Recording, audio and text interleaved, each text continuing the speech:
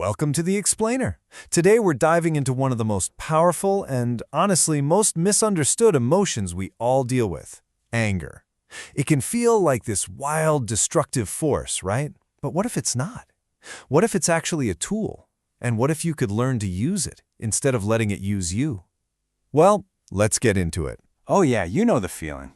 You're stuck in traffic and someone just cut you off. Or you open the office fridge, so excited for your lunch, and it's gone. Poof, vanished.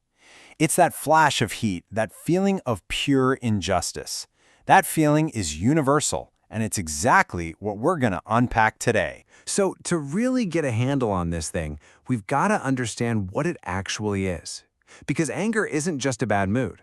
Nope. It's a really sophisticated piece of our biological wiring. So the American Psychological Association calls it a natural alarm system. Think of it like a survival instinct. 1,000,000 years ago, that alarm gave you the jolt you needed to fight off a saber-toothed tiger. Today, that exact same ancient wiring fires up when your Wi-Fi dies in the middle of a big meeting. The threat has definitely changed, but believe me, the biological reaction has not. Okay, so what is actually going on inside your head in that moment? Well, it's basically a battle between two key parts of your brain.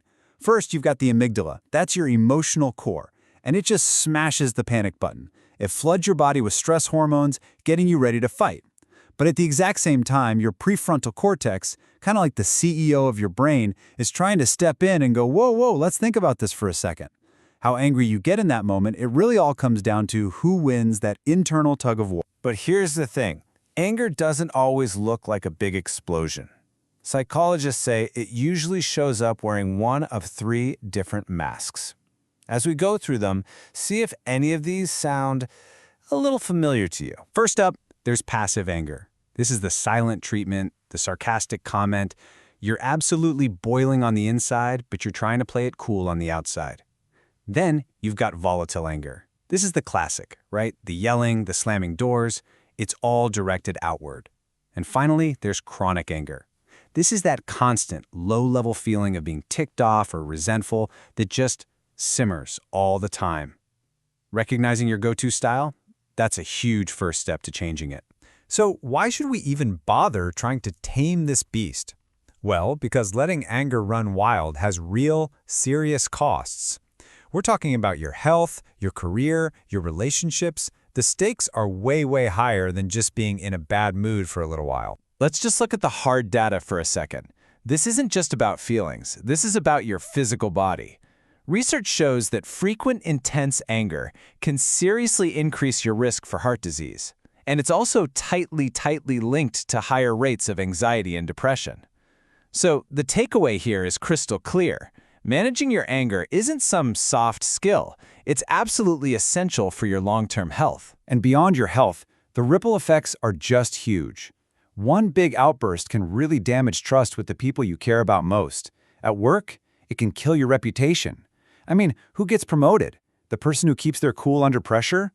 It all comes back to that battle in your brain. When anger hijacks your logic, you make bad, impulsive decisions that you almost always regret later. And that stuff, it literally keeps you up at night. It's a totally draining cycle. But okay, it is not all doom and gloom here. Not at all. There is a massive upside to getting this right. Look at this number, 20%. What's that? Well, according to the Journal of Behavioral Medicine, that's the average reduction in daily stress for people who learn how to manage their anger well. Just think about that. Imagine feeling 20% calmer every single day. That's the price. All right, so that's the why. Now let's get to the how. We're shifting gears now into the really practical, solution-focused part of this explainer.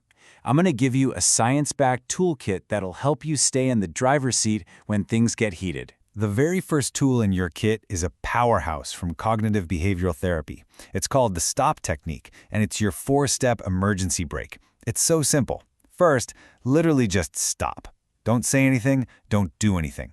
Second, take a breath, a nice deep one. This sends a direct calm down signal to your brain. Third, observe.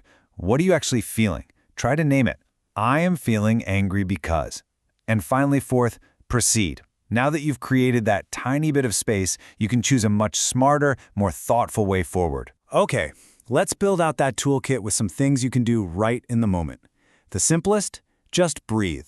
5 to 10 deep, slow breaths can work wonders for your nervous system. If you can, physically step away. Take a 5-minute timeout to break that emotional spiral.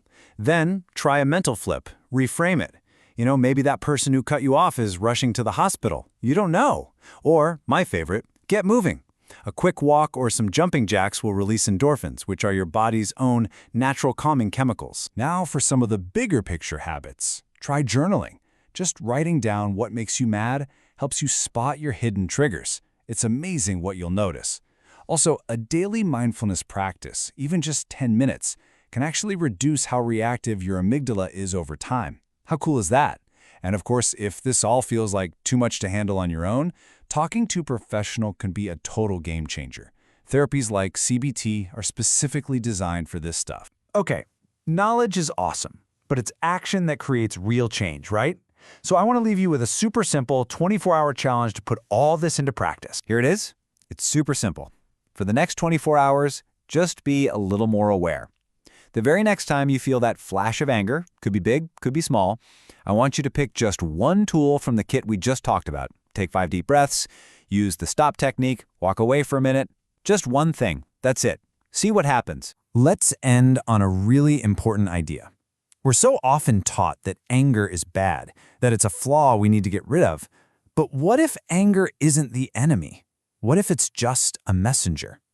The real skill is learning how to read the message without letting the messenger burn your house down.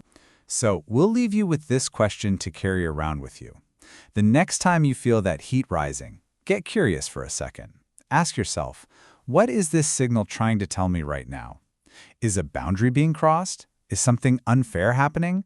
Or maybe is there another feeling hiding underneath it, like fear or sadness? Your anger is a signal, and learning to decode it, that's your real path to mastering it.